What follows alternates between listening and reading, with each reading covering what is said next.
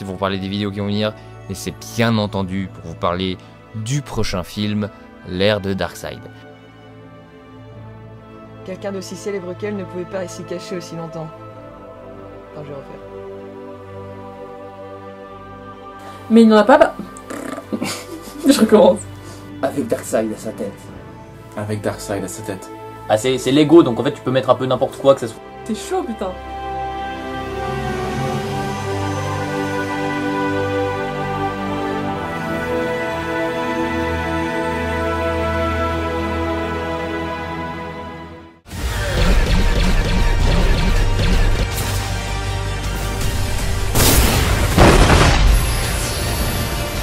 Ainsi s'achève l'âge des héros.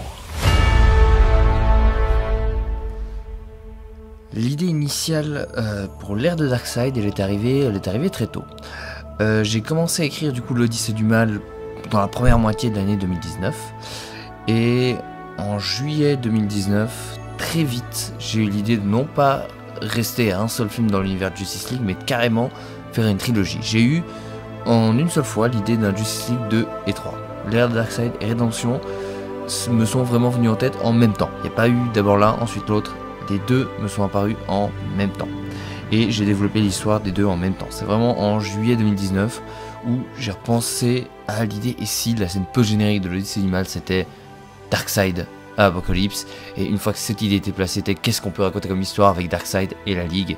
Et là vraiment spontanément j'ai la structure de ces deux films qui se sont mis en place.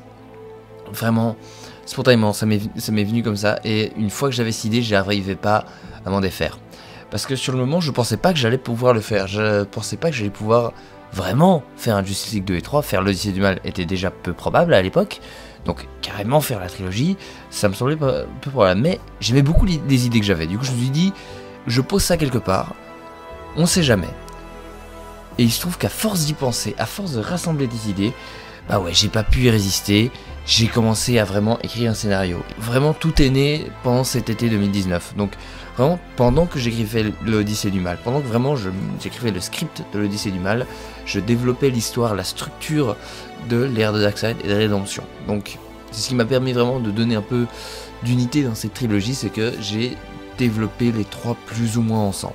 Comme je l'avais dit, il me semble, dans le making-of de l'année passée, en été 2019, comme je suis suisse, j'ai fait mon service militaire obligatoire, ce qui m'a donné de très longues heures avec rien à foutre. Et pendant cette longue heure avec rien à foutre, j'ai vraiment imaginé l'histoire de ces deux suites. Et il y avait énormément de choses à faire. Le fait est aussi que j'ai des images, avant même d'avoir une histoire complète, j'avais des images qui me sont venues en tête très spontanément. Une qui m'a hanté très longtemps, c'est vraiment l'image de Clark Kent penché sur le corps de Lois pendant que Darkseid arrive derrière. Et ça m'a fait très bizarre parce que le plan que vous pouvez voir dans le film est photographiquement celui que j'ai eu en tête cet été-là, il y a 2 ans et demi. Ce qui diffère vraiment de l'Odyssée du Mal et de Batman Silence, c'est que, et même des Dragons, c'est que je n'avais pas de trame à suivre. Dans le sens où vraiment, pour la première fois, je n'adapte pas un comics en particulier. Je reprends des idées à droite à gauche, bien entendu, vous aurez peut-être remarqué qu'il y a certaines scènes que j'ai repris du comics La Guerre de Darkseid, certains éléments viennent plus ou moins du comics Justice League aux origines, toujours la continuité New 52, mais dans sa globalité, c'était à moi de trouver l'histoire. Et j'ai vraiment d'abord eu des idées avant d'avoir l'histoire, et il m'a fallu très longtemps pour réussir à tout accorder sur l'axe du scénario que je voulais faire. Et ça m'a pris énormément de temps. Pour la première fois, j'ai vraiment eu un grand nombre de versions différentes de l'histoire avant d'arriver à celui que vous voyez dans le film. La structure a toujours été les mêmes. La structure a toujours été, on est après l'Odyssée du Mal, la Ligue s'est développée, Darkseid vient, il faut récupérer les boîtes pour les détruire, et à la fin ils perdent. Cette structure, pour le coup, elle a toujours été là. Ce qui a énormément évolué, c'est les péripéties qui font comment les personnages vont trouver les boîtes, quels sont les personnages qui vont intervenir, qu'est-ce qu'ils vont faire, et ça pour le coup c'est des éléments qui ont énormément évolué jusqu'à très tard. Donc comme je vous l'ai dit, j'ai commencé à imaginer les scénarios, les histoires en 2019, et jusqu'en octobre 2020, j'étais en train d'écrire les scénarios pour l'ère de Darkseid et Rédemption, et à chaque fois que j'avais une idée pour l'un, ça influençait l'autre, et vice versa. car j'ai aussi écrit les 2 films en parallèle.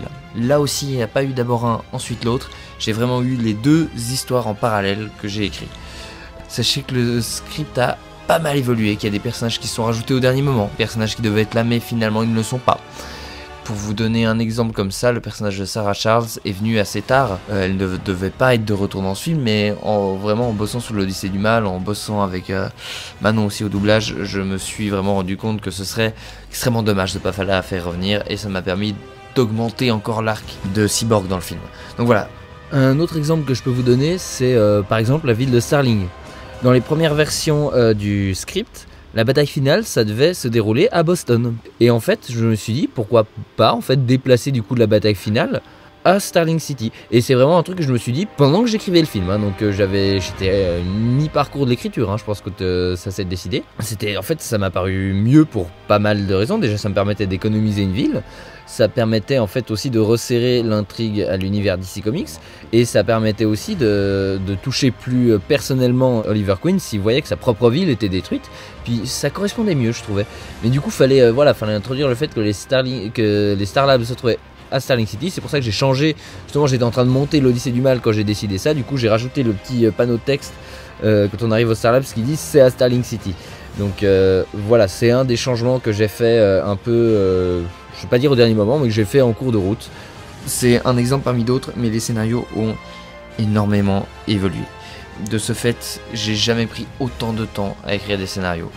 J'ai pris plus d'1 an à vraiment réussir à mettre correctement en place les histoires et à continuer ma trilogie. Alors du coup, cette suite, l'ère de Darkseid, elle m'a permis de mettre en place énormément de concepts que j'avais envie de faire. L'idée de faire une trilogie fait qu'en fait j'avais vraiment un premier film, l'Odyssée du Mal, qui me permettait vraiment de... Je vais pas dire de m'entraîner, mais presque, de me familiariser au concept de la Ligue quand ils sont encore que 6, donc quand c'est encore gérable. Donc quand il y a encore pas trop de personnages, pour ensuite se servir de tremplin de ce film pour adapter la phase où la Ligue est beaucoup plus grande, car déjà dans les comics, c'est assez rare qu'ils sont que 6, généralement ils sont beaucoup plus. Pour un premier film, c'était plus simple d'être 6, et ensuite d'augmenter la Ligue. Surtout que là, du coup, l'Odyssée du Mal me permettait aussi d'introduire le fait que la Ligue allait être plus. La fin de l'Odyssée du Mal, c'est ça, c'est Wonder Woman qui dit « faut qu'on recrute plus de personnes », et maintenant on voit, 6 ans plus tard, comment ils ont fait. Et c'était un des concepts que j'aimais énormément, de me dire on est maintenant dans un univers où les super-héros sont beaucoup plus présents, il y en a beaucoup plus, c'est beaucoup plus quotidien, le public les a acceptés aussi, ce qui n'était pas encore le cas de l'Odyssée du Mal, mais cette fois l'opinion publique les a complètement acceptés et ils font partie de la vie de tous les jours. Et on retrouve une ligue du coup qui est en alternance, qui n'ont pas toujours la même équipe, c'est fait de personnages qui viennent aider, ensuite ils vont s'occuper de leurs petites affaires, et vice versa, et c'est vraiment un système avec quelques réguliers comme Wonder Woman et autres qui veillent à la cohérence du truc. Mais voilà, la ligue qu'on découvre du coup au début de l'ère de Darkseid, c'est ça, c'est plusieurs héros qui viennent de manière régulière ou non aider la ligue. Ce qui m'a du coup permis d'introduire énormément de personnages que j'avais vraiment envie de montrer dans l'ère de Darkseid. Et en termes de nouveaux personnages, je me suis vraiment fait plaisir. À un point où je me suis dit, c'est quand même beaucoup, mais je suis heureux quand même de les avoir parce que, voilà, fallait que je les ai. Dans les nouveaux personnages qui pour moi, je pouvais pas faire une suite à l'Odyssée du Mal sans les avoir, il y avait bien entendu Martian Manhunter, Hawkman, qui sont des membres fondateurs de la Ligue, qui sont là depuis très longtemps, qui sont notamment dans le dessin animé Justice League Unlimited, qui est, je pense, en fait, la première fois que j'ai découvert la Ligue, c'était dans les dessins animés quand j'étais petit. Donc c'est là que j'ai découvert par exemple Martian Manhunter et Hawkman, c'est des personnages que j'ai découvert là, donc pour moi c'était vraiment important qu'ils soient dans cette suite. Et même s'ils n'ont pas une énorme importance, mais ces personnages, donc Hawkman, Martian Manhunter, d'un côté aussi Firestorm, ils sont là pour vraiment créer le background de l'univers de l'ère de Darkseid. Montrer que maintenant il y a plus de héros et ils viennent aider de manière régulière ou non la Ligue. Et ils sont là pour ça. Et je pense pas qu'il y avait besoin de plus les développer que ça. Pour moi, ils fonctionnent vraiment en termes de background. Ensuite, par contre, il y a de nouveaux personnages qui sont plus réguliers, qui ont beaucoup plus d'importance, à commencer par Green Lantern. Lui, ça a été une évidence qui devait être là dès le tout départ. Je me suis dit, je peux pas faire une suite à Justice League sans mettre Green Lantern dans le tas. C'est pas possible. Lui aussi, c'est un membre emblématique de la Ligue. Déjà, j'ai eu un peu de remords, je vais vous mentir, à faire le premier, à faire l'Odyssée du Mal sans Green Lantern. Du coup, je me suis dit, là, c'est pas possible. Il faut que Green Lantern soit là. Et il faut qu'il ait un combat avec Darkseid, comme dans Justice League aux origines. Car c'est vraiment, même si le comics aux origines n'est pas incroyable, mais vraiment cette page où Green Lantern a son combat contre Darkseid, elle est vraiment emblématique pour moi. Du coup, pour moi, c'était obligé d'avoir ce passage et d'avoir Green Lantern avec l'équipe. Et c'est quelque chose que j'ai adoré faire, malgré les difficultés techniques que ça posait, mais fut un temps où je me mettais vraiment les limites techniques. Quand je voulais faire un personnage, je voulais faire une histoire, je me disais attention, ça je pourrais pas faire. J'ai clairement pas eu ça sur l'ère de Darkseid. Je me suis dit, tous les personnages que je veux faire, je les mets, on verra après comment on les fait. Pour moi, Green Lantern, c'était une évidence. Il devait être là. C'est un personnage qui a une possibilité, qui ouvre un champ scénaristique et visuel infini que j'ai adoré explorer. Donc voilà, pour moi c'était obligé qu'il soit là. Un autre personnage pour moi qui devait être là, c'est bien entendu Green Arrow, Oliver Queen. Là aussi que j'ai préparé un peu son arrivée dans l'Odyssée du Mal. Ce qui montre justement ce que je disais avant, j'ai vraiment préparé les films pratiquement tous ensemble, ce qui fait que j'ai pu préparer l'arrivée de certains personnages, dont Green Arrow. Et Lanterne aussi dans un certain sens. Donc voilà, Green Arrow, ce qui m'intéressait énormément en fait avec ce personnage, c'était de m'en servir comme contrepoids. C'est-à-dire que dans ce film, Green Arrow n'est pas là pour être un membre de la Ligue régulier, ni pour être un dieu comme sont les autres membres de la Ligue. Car ça aussi c'est un truc important que j'ai développé déjà dans l'Odyssée du Mal, c'est que la Ligue c'est vraiment les divinités qui veillent sur la Terre. C'est eux qui créent un nouvel âge de l'histoire de l'humanité, l'âge des héros, et c'est eux qui le gouvernent complètement, carrément dans leur satellite qui est, on peut dire, en tout cas la tour de garde, j'ai toujours vu ça comme une représentation dans un sens de l'Olympe, vraiment le domaine des dieux qui surplombe la Terre, où il surveille les mortels. Green Arrow, il est en dehors de ça justement. Lui c'est un personnage, tout ce qu'il y a de plus normal. C'est juste un homme qui veut aider sa ville. Et lui, ses histoires de dieux, de divinités, d'extraterrestres, ça le dépasse complètement. Et je trouvais super intéressant d'avoir ce contrepoids à la Ligue pour ce deuxième film, pour montrer que, oui, la Ligue est présente, elle est complètement acceptée. Ils ont pratiquement les pleins pouvoirs sur le monde dans ce film. Mais il y a toujours ce point de vue humain que la Ligue a commencé à perdre, car c'est ça aussi que je voulais montrer. La Ligue commence à perdre pied avec la réalité. Elle est tellement extérieure qu'ils sont plus vraiment ancrés dans la réalité autant que l'est par exemple Oliver Queen, et ça leur permettait de rajouter un contre-pied assez intéressant à cette dynamique. Et finalement, il y a un autre personnage qui pour moi aussi devait être dans le film, c'est Barbara Gordon. Barbara Gordon qui est teasée depuis mon film sur Batman Silence. Parce que je vais vous raconter un truc, Batgirl, c'est probablement mon personnage DC Comics préféré après Batman. Et déjà à l'époque de Silence, je voulais l'intégrer plus dans le film. Déjà mes toutes premières idées, avant de choisir la trame de Silence, dans ce que j'avais exploré que je pouvais faire, je me disais pourquoi pas faire un film où Batgirl devient Batgirl et rejoint Batman. Puis après je me suis rendu compte que du coup ça deviendrait plus un film Batgirl que Batman, du coup ça n'aurait pas beaucoup d'intérêt dans ce sens-là. Mais je me suis quand même permis de l'introduire sans savoir ce que j'allais en faire après, hein, parce que pour rappel quand j'ai fait Batman Silence, j'avais aucune idée que j'allais revenir ensuite pour des Justice League, donc j'avais teasé mais je savais pas ce que j'allais en faire.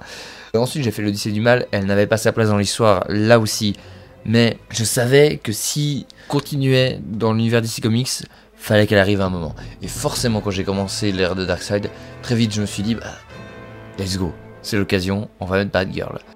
Ce que j'adore dans Batgirl, c'est vraiment son énergie. En fait c'est une fan, et c'est ça que je préfère chez elle.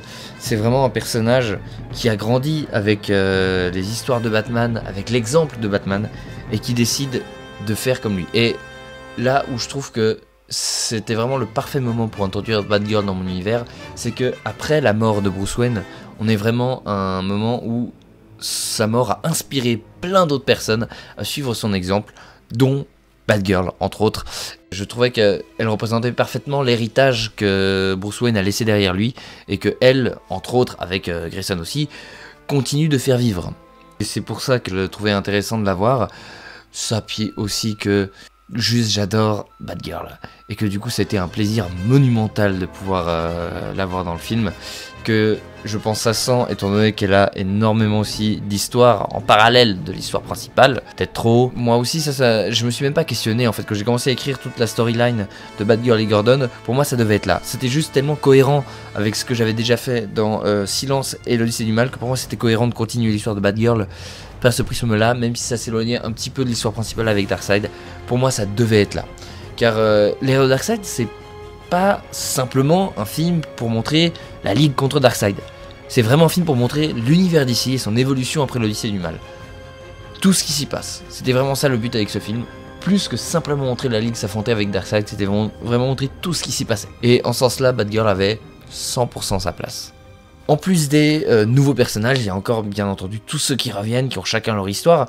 C'était pour moi l'occasion de continuer ce que j'avais commencé avec l'Odyssée du Mal, et notamment avec Batman, Nightwing. Parce que concrètement, une Justice League sans Batman, c'est pas possible. J'avais reçu quelques messages quand j'ai sorti l'Odyssée du Mal sur Nightwing qui reprend le costume Batman. Je comprends les protestations qu'il peut y avoir, mais pour moi ça paraît logique. Parce que je vois pas Dick Grayson laisser le symbole de la chauve-souris mourir. Et je pense qu'il est vraiment le plus apte à reprendre le flambeau. J'ai beaucoup aimé mettre Grayson là-dedans parce que Bruce Wayne, vraiment, je sais pas ce qu'il aurait foutu dans ce film. Je ne regrette toujours pas de l'avoir tué dans l'Odyssée du Mal. C'était avec l'arc qu'il a dans Silence. C'était vraiment la conclusion logique, ce que j'en ai fait dans l'Odyssée du Mal. Là, je trouve aussi que c'est la conclusion logique de continuer l'histoire de Batman à travers Dick Grayson. Dans les autres personnages que j'ai beaucoup aimé continuer, il y a bien entendu Superman, qui est plus ou moins l'épine dorsale de tout ce film. Toute son histoire de Superman qui doute de ses pouvoirs, c'est vraiment le truc que je trouve le plus intéressant en fait avec Superman. C'est un mec normal, il a étudié au Kansas, il a été au collège comme tout le monde, mais il a des pouvoirs absolument divins. Forcément que ça doit aller mal à un moment. Forcément qu'un homme normal qui a des pouvoirs de Dieu, ça peut pas fonctionner correctement tout le temps. Il faut qu'à un moment ça déraille. Et moi, c'est vraiment ce qui m'intéressait Day One avec Superman. Déjà dans l'Odyssée du Mal, je préparait les pistes de Superman qui doute de ses pouvoirs, notamment avec le moment où il détruit la maison et tue indirectement Tracy Flagg. C'était déjà là pour ça en fait. C'était là pour préparer au twist final de l'ère de Darkseid, de Superman qui se soumet à Darkseid. Et il le fait de son plein gré. C'est aussi quelque chose que j'ai beaucoup vu, le fait que dans les comics, la plupart du temps, quand Superman se soumet à Darkseid dans les comics, c'est qu'il est contrôlé par l'équation de l'antivie. C'est quelque chose que je me suis interdit tout de suite. Pour moi, si Superman devient méchant, ça doit être de son plein gré. Comme ça, il n'y a vraiment aucune échappatoire. Comme ça, c'est vraiment un échec total de la Ligue. C'est pas Superman qui est contrôlé, il l'a décidé. Mais pour qu'il le décide, il fallait vraiment qu'il y ait une évolution psychologique solide derrière. Et à la base, il y avait juste la mort de Loïs.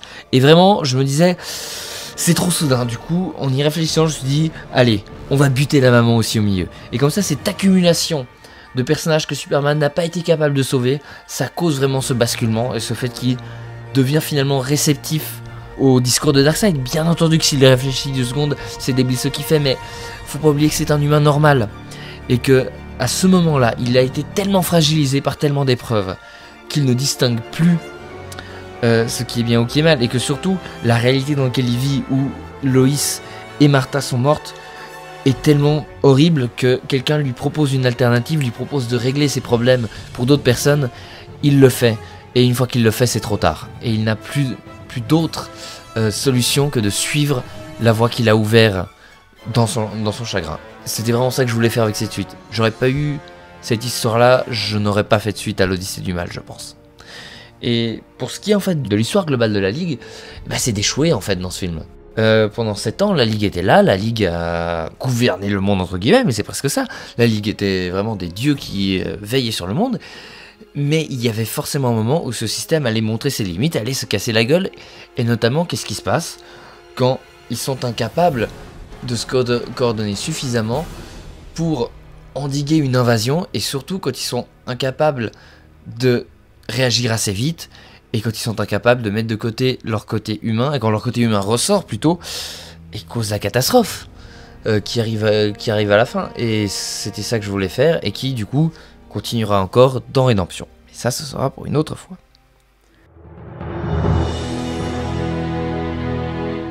Alors, il y a une chose très différente. Jusqu'à Silence, l'entièreté du casting se faisait chez moi, en gros avec des amis, avec de la famille, je faisais un peu participer tout le monde, c'était très familial. Et à partir de l'Odyssée du Mal, en fait, il y a eu un gros déclic. Et j'ai eu quelqu'un qui m'a lâché du coup pour le rôle de Wonder Woman. Et j'ai été emmerdé, comment je remplace. Du coup, j'ai fait une annonce Facebook, j'ai fait un casting, et c'est comme ça que j'ai rencontré Cynthia qui fait Wonder Woman dans l'Odyssée du Mal. Et ça m'a fait un énorme déclic de me dire, en fait, j'ai une mine de comédiens, de bons comédiens sur Facebook qui peuvent aider volontiers à participer. Et c'est pour ça que à partir de septembre, je crois 2020, septembre-octobre, un truc comme ça, j'ai lancé les gros castings pour l'ère de Darkseid. Et j'ai eu énormément de demandes. Et en fait, j'ai eu beaucoup plus de demandes. Je me suis fait complètement dépasser par mon concept. Et je crois qu'il y a pas mal de personnes à qui j'ai pas répondu. J'ai complètement oublié. Je suis désolé si jamais vous m'écoutez et que vous êtes l'un d'eux. Je suis vraiment désolé. Je me suis fait dépasser par mon casting. Et j'ai eu énormément de personnes qui ont postulé pour plein de personnages.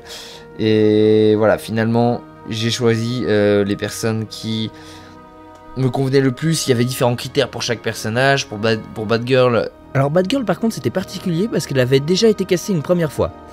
Si vous vous souvenez, dans Batman le règne de silence, Batgirl arrivait à la fin à l'hôpital pour voir Gordon. Et Batgirl était, donc Barbara Gordon était doublée par Laure, qui double aussi Grail et Catwoman. Je resterai à Gotham avec toi, définitivement. Et si j'avais fait ça, c'est parce qu'à l'époque, bon déjà, je pensais pas que le personnage allait revenir, donc c'était vraiment où j'avais bazardé, je lui ai dit bon tiens fais-moi vite cette petite scène. Et aussi que j'avais en fait, à peu près, je vais pas dire que elle, mais en fait, je faisais pas encore de casting en ligne. Du coup, je faisais vraiment les rôles avec les personnes que j'avais autour de moi. Et du coup, en fait, au moment de faire l'ère de Darkseid, il m'est apparu très rapidement, très clairement que Laure ne pourrait pas reprendre son rôle de Barbara Gordon. Déjà parce que, du coup, sa voix et son interprétation ne correspondaient plus à l'idée que je me faisais, en fait, de Batgirl. Et aussi parce que Batgirl devait avoir pas mal de scènes avec Catwoman et du coup, ça allait pas jouer. Il me fallait une nouvelle voix. Je peux vous dire que ça n'a pas posé de problème en interne par rapport à Laure ou quoi que ce soit de perdre le rôle de Batgirl. Elle s'est beaucoup amusée à faire Grail, qu'elle a adoré faire, et du coup perdre Batgirl ne l'a absolument pas dérangé. Mais voilà, du coup je me suis retrouvé à devoir recasser Batgirl, et c'était un peu galère. Voilà, comme je vous l'ai dit, c'est le personnage qui me tenait le plus à cœur. J'avais besoin d'une certaine férocité dans la voix par moment, mais aussi il fallait qu'elle soit... qu'il y ait une certaine jeunesse qui en ressorte, c'est quand même une étudiante. En même temps, fallait qu'elle puisse être violente, notamment la scène avec le Joker. Fallait qu'elle ait l'air instinctivement sympathique, qu'on ait directement de la sympathie pour le personnage aussi dès qu'on l'entende. Tu m'as défendu de faire l'académie de police, tu as toujours essayé de me tenir loin de Gotham. Mais la vérité, c'est que tu as peur de cette ville. Tu m'as défendu de faire l'académie de police, tu as toujours essayé de me tenir loin de Gotham. La vérité, c'est que t'as peur de cette ville, mais que t'as jamais su comment t'en séparer. Mais tu ne m'as jamais laissé me défendre. Tu m'as défendu de faire l'académie de police. C'est vraiment un mélange d'éléments qui était pas facile à trouver tout le temps, mais que j'ai finalement réussi à trouver. Mais tu ne m'as jamais laissé me défendre. Tu m'as défendu de faire l'académie de police. Tu as toujours essayé de me tenir loin de Gotham. Tu sais quoi, ce soir, je passe la soirée avec toi. J'annule tout et on sort ensemble. Ça te va? Pareil pour tous les autres personnages. Green Arrow a été horriblement compliqué à caster. J'ai cassé un premier acteur qui devait aussi me faire Darkseid, mais qui, au bout d'un moment, a arrêté de me donner signe de vie. Je vais pas vous mentir, je sais pas ce qui lui est arrivé, mais il répond plus aux messages, il est plus sur Facebook. Voilà, je sais pas. Du coup, j'ai dû recaster le rôle de Green Lantern, un peu de Green Arrow, vraiment en catastrophe. Pareil pour Darkseid. Darkseid, je me suis finalement résolu à le faire moi-même. Darkseid, c'est toute une histoire. À la base, j'étais parti du principe que j'allais le faire moi-même. J'avais enregistré la scène post-générique de l'Odyssée du Mal avec moi-même. Mais bientôt ce chaos sera révolu. Bientôt, tous seront soumis à la volonté de Darkseid. Ensuite, j'ai cassé une autre personne qui m'a fait la scène post-générique de l'Odyssée du Mal. Mais bientôt, ce chaos sera révolu. Bientôt, tous seront soumis à la volonté de Darkseid. Eh ben, je m'y suis mis moi-même et c'est ce que vous entendez, dans le film finalement, c'est moi qui fais Darkseid. Autrefois, l'ordre d'Apocalypse régnait sur l'univers. Tout ce qui existait était réuni sous une seule autorité. Vraiment, caster, c'était dur, très dur, beaucoup plus dur que ce que je pensais. Ça s'est fait de manière compliquée parce que j'espérais vraiment caster tout le monde assez rapidement. Ça s'est pas fait comme prévu. Mais voilà, j'ai vraiment pour une fois, j'ai un cast qui est extrêmement développé. Pour une fois, j'ai entre 20 et 30 comédiens qui doublent dans le film. Et ça fait la différence comparé au Eragon où on était 4 pour faire toutes les voix. Là, d'être 30, je peux vous dire que ça s'entend, quoi. En plus, on a des personnes qui sont assez talentueuses, qui ont de l'expérience. Et ça aussi, ça s'entend. Ça fait une sacrée différence. Il y a une dynamique au niveau des personnages qui est beaucoup plus présente que les autres fois et qui fonctionne énormément. Et ouais, ça c'est vraiment un point dont je suis extrêmement heureux.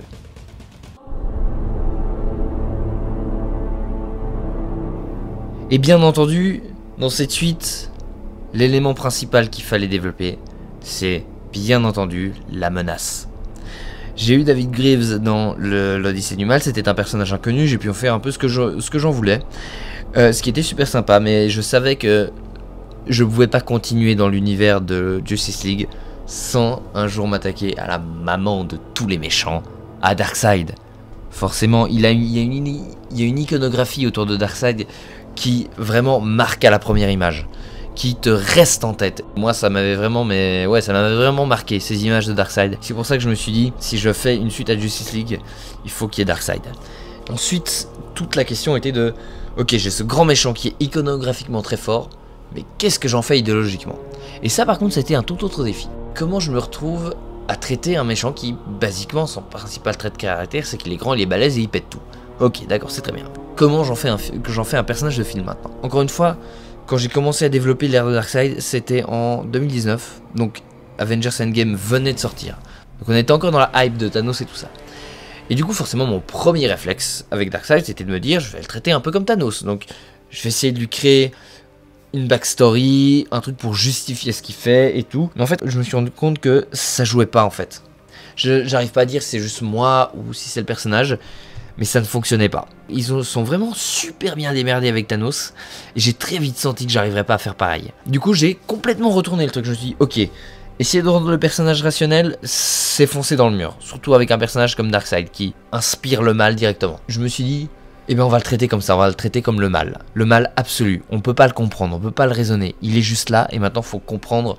Ce qui est intéressant, c'est de voir comment les personnages autour de lui réagissent face au mal. C'est un concept que je trouve super intéressant, qui est présent par exemple dans les films de Carpenter, qui lui explore comment les personnages réagissent au mal. Et en fait, basiquement je me suis dit, ok, Darkseid, ça va être Sauron, ça va être l'empereur Palpatine. On n'a pas besoin d'expliquer d'où il vient, on n'a pas besoin d'expliquer pourquoi il est méchant, il est là. Il est méchant et il empoisonne le monde. Et qu'est-ce qui se passe quand nos personnages commencent à être empoisonnés par ce qu'il dit? Et en fait, quand j'ai commencé à penser à ça, je me suis dit, ok, là je tiens mon truc, là je tiens mon méchant. Darkseid, c'est vraiment la figure du mal, il n'y a pas besoin d'aller plus loin. Quand on le voit au milieu d'Apocalypse avec les flammes, on n'a pas besoin de se dire, mais pourquoi est-ce qu'il est méchant? Est-ce qu'il s'est fait marcher dessus quand il était à l'école? Non, on s'en fout. Il est là, il est méchant, c'est le mal qui se tapit partout, qui se tapit en chacun de nous, et qui se tapit dans l'univers, et qui, à un moment ou un autre, va forcément surgir et nous envahir. Et du coup, ça rend le personnage encore plus universel, et ça rend le personnage encore plus effrayant. Pourquoi il est là? On sait pas, mais il est là. Et il va nous péter la gueule à moins qu'on fasse pas quelque chose. Ensuite, ce qui était très intéressant en utilisant la menace de Darkseid, c'est qu'il y a tout un univers autour, par contre, à développer. Le personnage n'est pas particulièrement développé, mais l'univers qui est autour, il faut le créer. Il faut qu'il y ait vraiment l'iconographie d'Apocalypse. Cette planète infernale, avec les jets de flammes aussi, c'était très important, avec les usines, avec cet espace urbain qui se développe sur toute la planète. Il y avait vraiment une iconographie infernale qui m'a passionné, mais dès le début, que j'ai passé pas mal de moments, vers la fin de l'année 2020 en gros, à développer, à commencer à créer. Avant même que le tournage commence, j'avais déjà commencé à créer des images pour Apocalypse. Il fallait un bras armé pour Darkseid. Le personnage, volontairement, est en retrait. Je sais qu'on me le reprochera, je pense, mais Darkseid est volontairement en retrait, justement pour être la figure du mal qui est derrière et qui pousse l'histoire à avancer. Et il fallait qu'il ait un bras armé pour agir à sa place. Et c'est pour ça que j'ai les Furies dans le film, qui sont là aussi, je pense qu'on va me le faire remarquer, mais oui, je me suis écarté des comics par bien des aspects, parce que très vite je me suis dit, c'est très riche dans les comics. Ce que je vais faire, c'est que je vais prendre ce que je veux, et je vais vraiment créer ma version d'Apocalypse. Et des Furies, et des nouveaux dieux, et tant pis si ça va s'éloigner, c'est vraiment une version qui me plaît. C'est pour ça que j'ai pas gardé toutes les Furies, je suis désolé, je m'en excuse. j'ai gardé ceux qui me parlaient et ceux que j'aimais, et même ceux que j'ai gardés sont assez différents de leur version comics. Et que eux, pour le coup, servent vraiment de moteur à l'histoire et de bras armés. Ce sont les généraux, en fait, ce sont vraiment les sous-fifres de Darkseid. Ils agissent un peu comme les bras droits des méchants dans les James Bond. Le méchant dans les James Bond est souvent là pour l'affrontement final et pour faire démarrer l'histoire. J'ai un peu géré ma dynamique entre Darkseid et ses généraux de la même manière. Darkseid, c'est la figure du mal, et il a ses sous-fifres, ses 4 cavaliers de l'apocalypse, si on veut, qui font avancer tout le délire. Et eux, pour le coup, ils étaient très intéressants à utiliser. Eux, pour le coup, ils sont beaucoup plus réels. On les comprend mieux. Déjà, ils ont une corpulence humaine. On peut plus se relier à eux. Notamment à Grill, qui a toute une histoire derrière, mais sur laquelle on reviendra plus tard, l'année prochaine.